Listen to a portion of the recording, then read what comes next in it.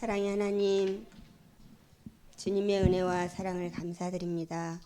싱그러운 5월도 이제 여름을 향해 달려갑니다.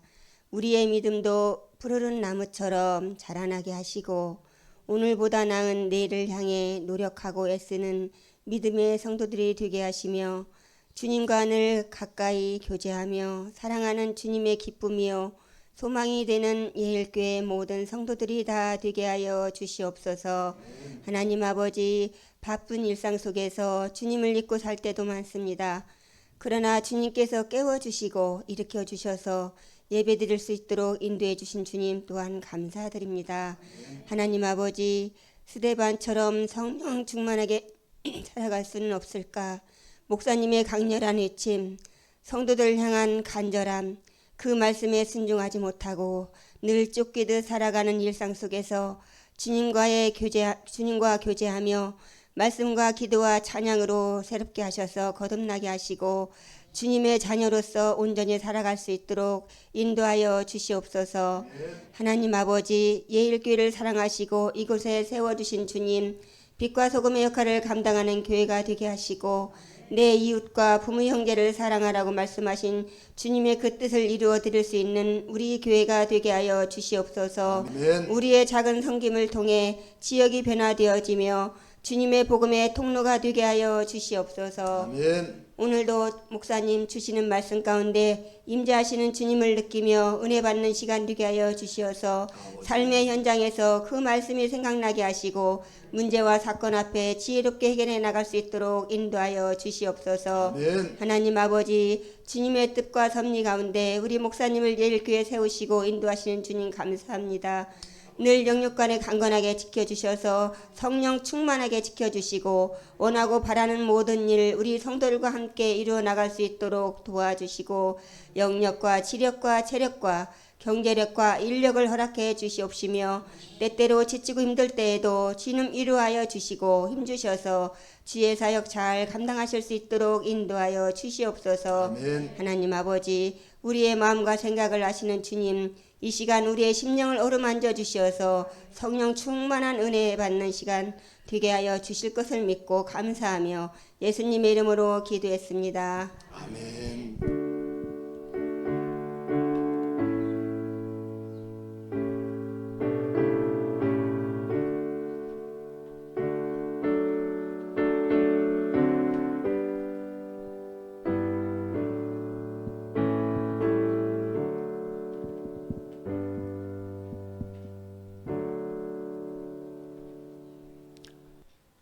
오늘 사도행전 7장까지 긴 여정을 왔는데 예루살렘 교회를 통해서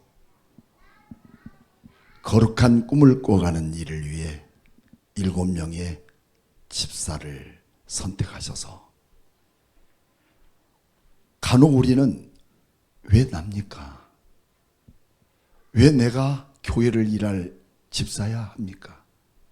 나는 아직 믿음도 없는데. 그럴지 몰라도 하나님이 그들을 특별하게 구별해 세우신 그 이유가 뭔지를 오늘 성경을 통해서 알게 하게 하시는, 첫 번째로 스데반을 통해서 순교를 하게 한 것으로 1장은 끝이 납니다. 7장은 단순하게 거저 순교가 아니라 시퍼렇게 눈을 부릅뜨고 돌멩이를 들고 이 설교가 마치면 죽이려고 이를 갈고 있는 그 청중 앞에 설교를 한다는 거, 여러분 상상이나 하는 일입니까? 우리 성도들은 지금 또렷한 눈으로 목사님을 바라보고 말씀을 전해도 늘 두렵고 힘든 것뿐인데 스데반은 얼마나 고충이겠어요. 그래도 하나도 빠짐없이 너희들이 그렇게 우상처럼 여겼고 너희들의 종교적 최고의 믿음의 고수였던 아브라함, 두 번째는 그 귀한 율법이 너희에게 주어졌지만 그 도대체 아브라함은 어떤 사람인 줄 알아? 메소포타미아 지역에서 태어난 사람이었고 그 아버지도 우상을 섬기는 볼품없는 사람이었어. 그럼에도 우리 하나님은 그를 들어서 믿음의 조상으로 삼게 했는데 너희들은 뭐 대단한 사람인 것처럼 아브라함의 후손을 자랑하고 율법 주신 그 말씀을 우습게 여겼던 당신들이 예수님을 십자가에 못 박아 죽인 장본인들이며 살인자라고 고발하게 됩니다. 어느 꼬부랑 할머니 되시는 어려운 분인데 어이 젊은이 왜요 할머니 그랬더니 예수 믿어야 돼. 예수 믿어야 살아. 그래서 내가 목사란 말도 안 했죠. 아 그러세요. 정말 예수 믿어야죠. 근데 어떻게 이 몸으로 여기까지 나오셔서 저도 병원에 가는데 나처럼 병원 당하지 말고 예수 믿어야 돼. 저는 그 소리를 아직도 잊지 못해요. 사랑하는 여러분, 이런 집사들이 그 영향으로 오늘 내 평생을 다 살면서도 입술로 예수님을 자랑할 수 있는 것은 너무 귀한 축복 아니겠습니까? 왜 하나님은 이처럼 우리에게 이렇게 사도행전을 선택해서 우리 귀로 듣게 만들고 우리의 가슴에 절절하게 만드는 그 이유가 뭔지를 우리는 하나님의 그 역사 무대 속에 주님이 경영하시는 그 일을 볼 수 있는 영적 감각이 우리 모든 성도들에게 있을지어다. 있을지어다. 이 지도는 지금 현재 이스라엘의 땅을 말합니다. 조그마한 땅이죠. 이 땅에 BC 930년에 솔로몬 왕이 열왕기상 11장에 하나님을 배반하고 이방 신을 섬기기 시작한 때부터 이렇게 남쪽은 이 유대 나라의 수도는 지금 여러분 동그라미를 쳐 있는 곳에 잘 보이지 않지만 이거는 예루살렘, 예수님이 태어난 예루살렘이 수도입니다. 르호보암이 왕이 되고 그리고 북쪽에는 요단강을 시작해서 갈릴리까지 포함한 이 땅이 바로 북쪽 이스라엘로 갈라져서 이 땅의 수도는 어디냐면 사마리아. 따라해 볼까요? 사마리아. 귀한 성도 여러분, 하나님의 말씀의 능력이 어떤 역사가 이루어지는지를 우리는 볼 수가 있어요. 그리고 나서 BC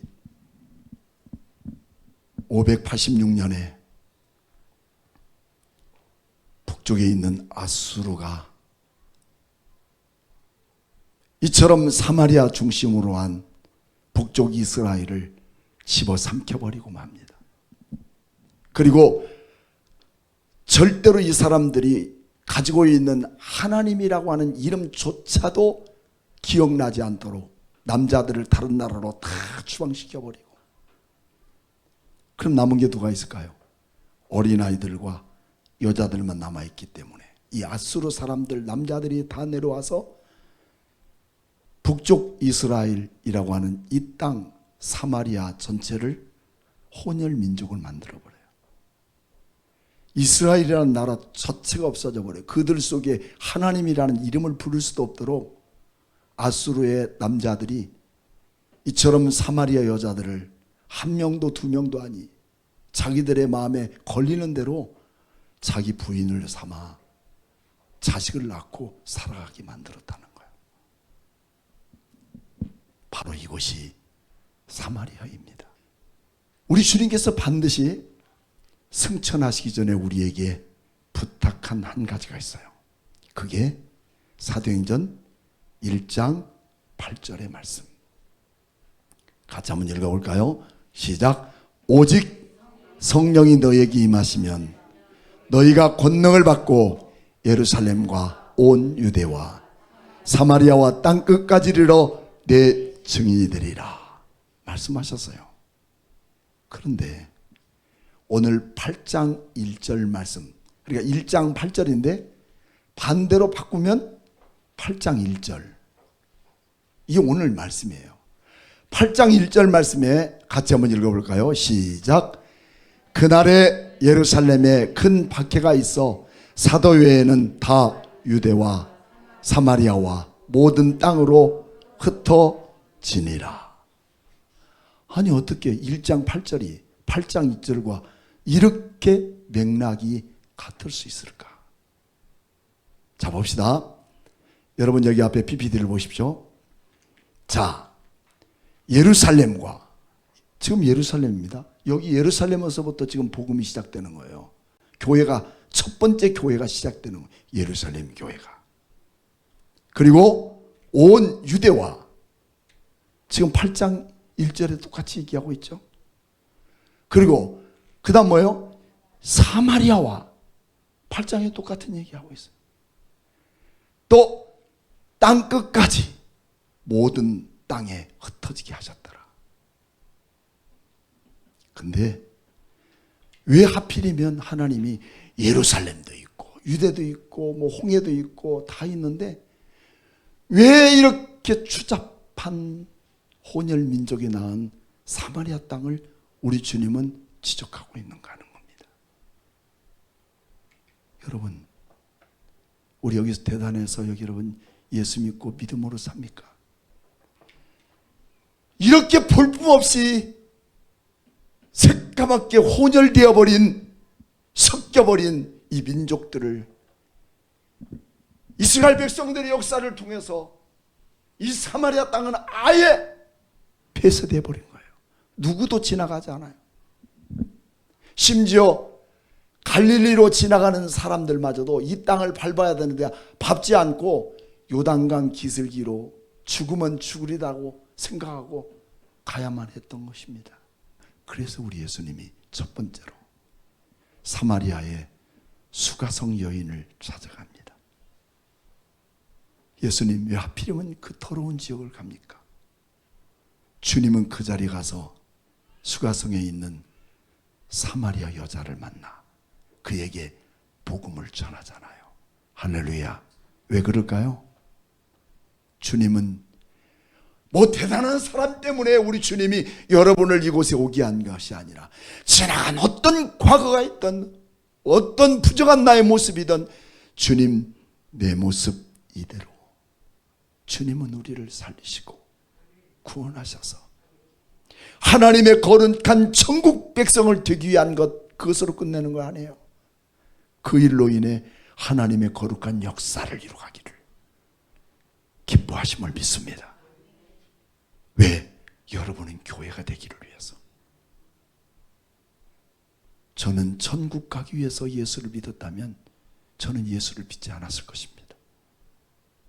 저는 지금도 그렇습니다.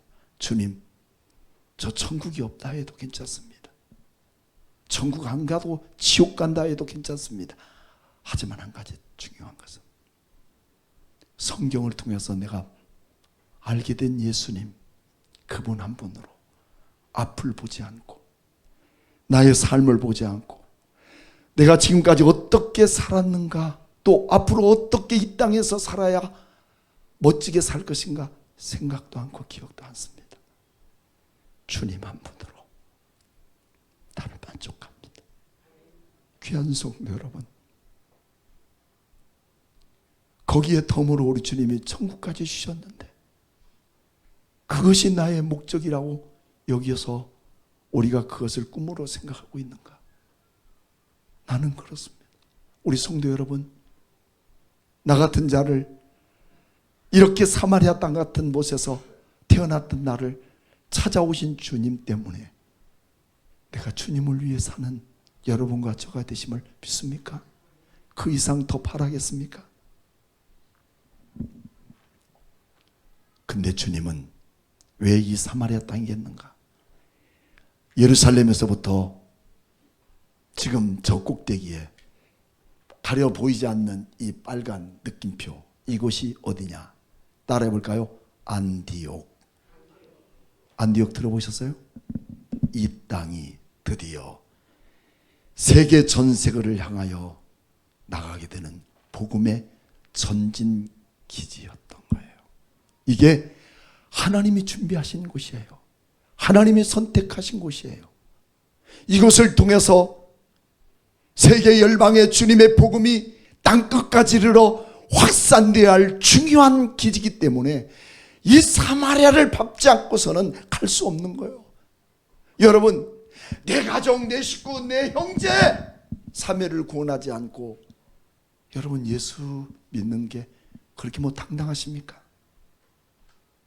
주님은 내 가족, 내 형제, 버림받은 이 사마리아 땅을 복음시켜야 세계의 역사적 무대가 열린다는 것을 오늘 성경이 보여주고 있는 거예요. 지금도 여러분의 가족 중에 예수 믿고 있지 않는 분이 있습니까? 죽어야 돼요. 엎드려야 돼요. 어떻게 내가 집에서 잠을 편하게 잘 수가 있을까요? 저는 그게 의문이에요. 어떻게 내 자식이 지금 지옥행으로 가고 있다는데 아직도 멀었구나. No. 인생은 태어날 때는 순서 있어도요, 돌아갈 때는 순서가 없어요. 언제 그날이 올 줄 우리가 아무도 몰라요. 그러기 전에 여러분들의 간절한 기도와 애절한 주님 앞에 간구함을 통해 그들의 영혼을 살려야 되지 않겠습니까? 왜 그렇게 독합니까? 여러분, 그러기까지 여러분들은 뭐 하셨을까요? 그런 거룩한 부담을 갖기를 축복합니다. 이처럼 하나님은 어떤 계획과 예정 없이 일이 만들어지는 게 없어요. 다 하나님은 그분의 뜻대로 이루어지는데, 그분의 뜻을 이루기 위해 여러분들은 해야 될 일이 뭐냐? 말씀과 기도는 언제나 짝을 이루어요. 하나님 말씀만이 살아 역사할 때 우리의 기도의 응답이 이루어지는 거예요. 말씀이 없는 사람 기도 못합니다. 반드시 말씀이 여러분의 삶에 기도의 원동력이 되기를 축복합니다. 이렇게 스데바니가 7장 54절에서 복음을 다 전했을 때 그 말을 듣고 어떤 일이 있어요? 마음에 찔렸다. 이 찔렸을 때 두 부류의 사람의 모습이 나타납니다. 한 부류는 분노 조절 통제불능이 생겨서 즉시 공격을 합니다. 성도도 마찬가지죠. 자기 마음에 찔리는 소리 하면 반드시 우리 목사님이 왜 이렇게 하필이면 그런 설교만 해서 다운되게 만드냐고. 다운되십니까? 여러분 업되시기를 축복합니다. 또 한 부류의 사람은 어떻게 합니까? 어떤 사람은 그 말씀을 듣고 가슴을 치며 회개하고 통곡합니다. 왜 우리가 그렇게 예전에 들었던 말씀을 무시하고 허탄하고 폐역한 세상의 공권력과 권력과 힘과 그리고 세상의 풍요만을 생각하면서 왜 하나님이 보냈던 어린 양인 예수 그리스도를 우리는 버렸던고 가슴을 치며 회개하게 됩니다. 그게 뭐냐? 통곡했다고 그렇게 합니다. 오늘 여러분 성경책에도 한번 눈여겨보시면 어디에 그런 말씀이 있냐면 2절 말씀에 경건한 사람들이 스데반의 장사라고 위하여 어떻게 했습니까? 크게 울었더라. 가슴을 치면서 아버지여 우리가 정말 잘못 살았습니다. 하나님이 보내신 어린 양이신 예수 그리스도 우리가 죽였다니요. 이 말씀이 능력이 되는 거예요. 여러분 이렇게 통곡하고 회개하고 울고 있는 그들 앞에 어떤 게 있느냐? 세 가지 가장 큰 사건 빅뉴스가 있습니다. 그게 뭐냐? 바로 이것입니다. 보입니까? 이럴 때는 좀 보셔야 돼요. 지나가 버리니까. 크게 한번 읽어보세요. 1절에는 한번 여러분 그 다음 얘기하세요.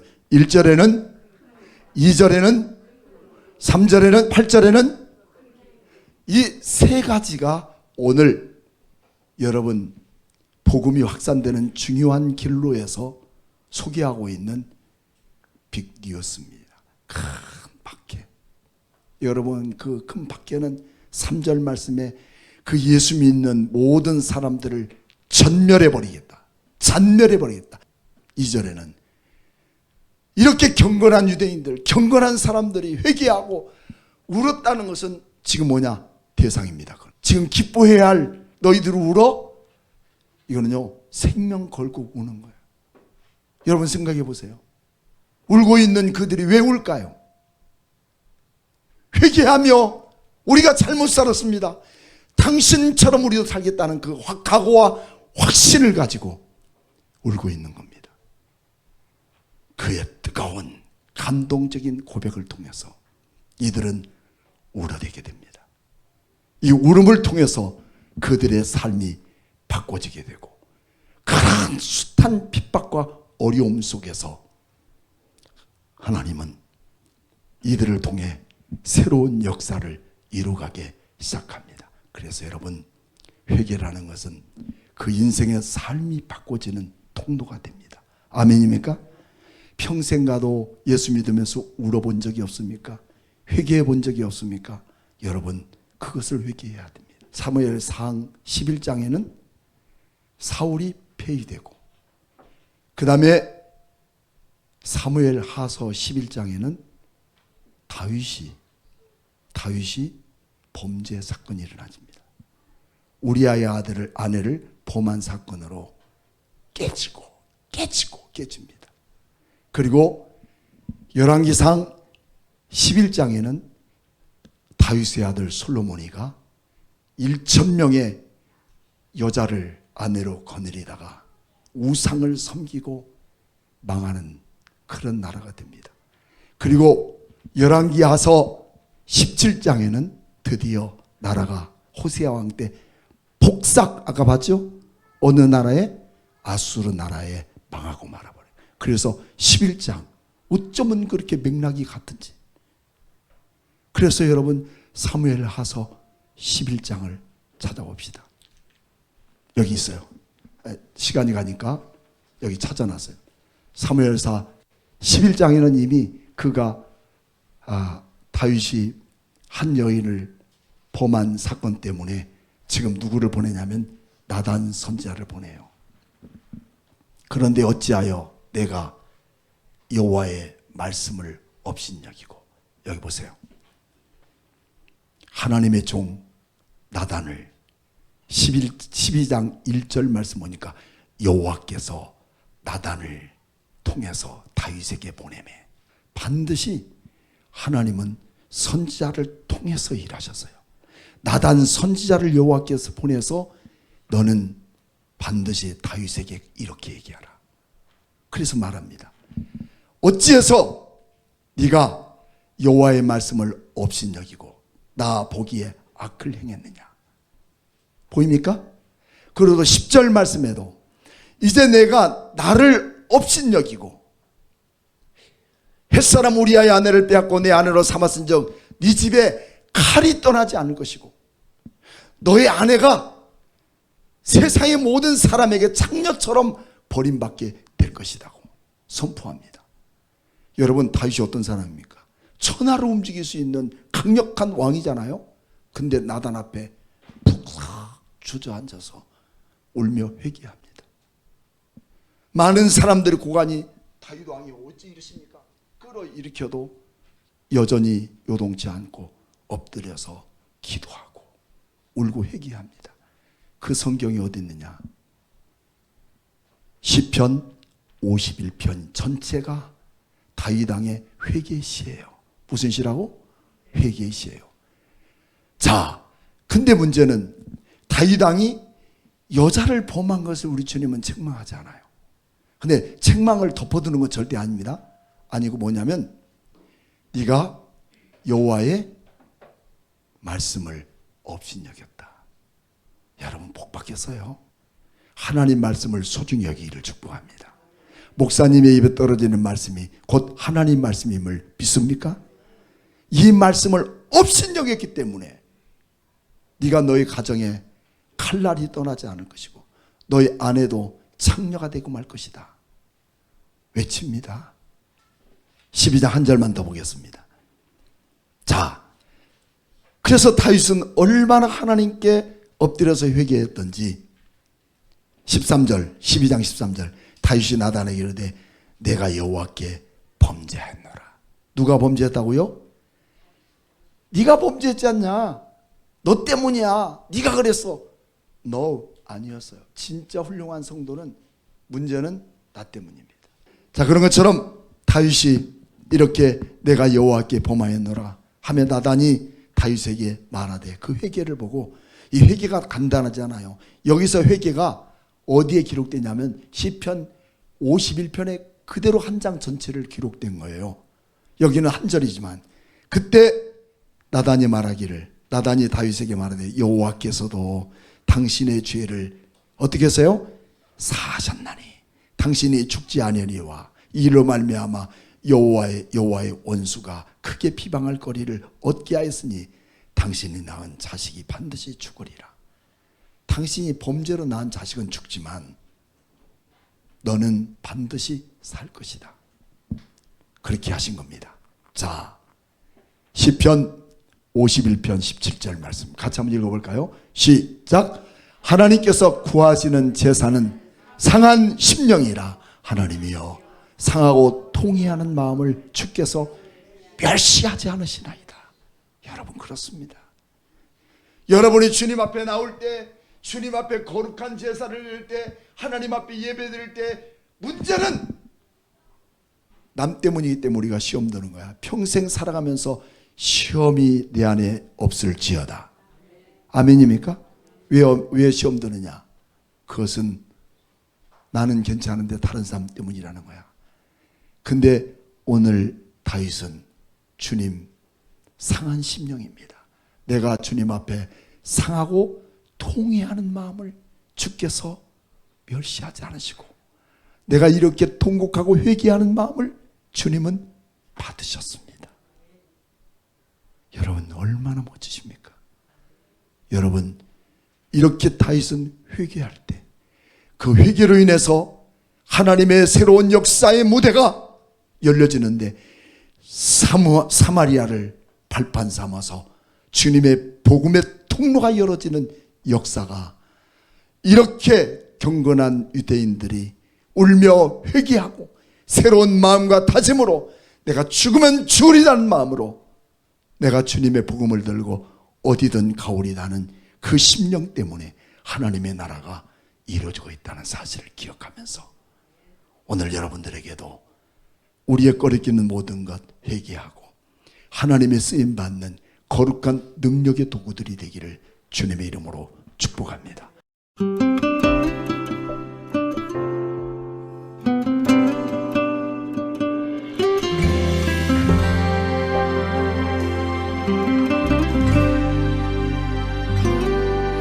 많은 이들 말하고 많은 이들 노래는 하지만 정작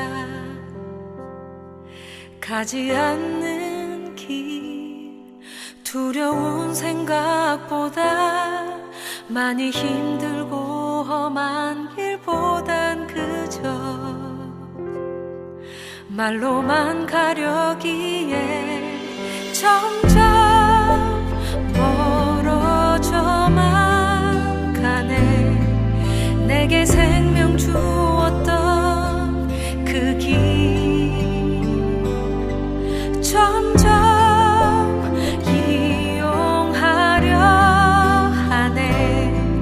내게 사랑 주었던 그 길 다시 복음 앞에 내 영혼 선해. 주님 만난 그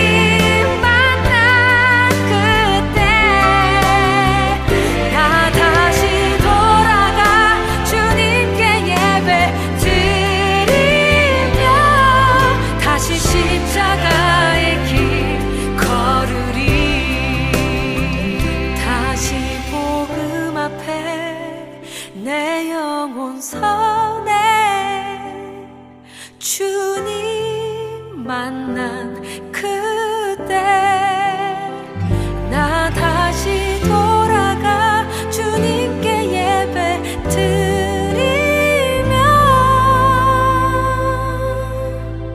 다시 십자가의 길 걸으리.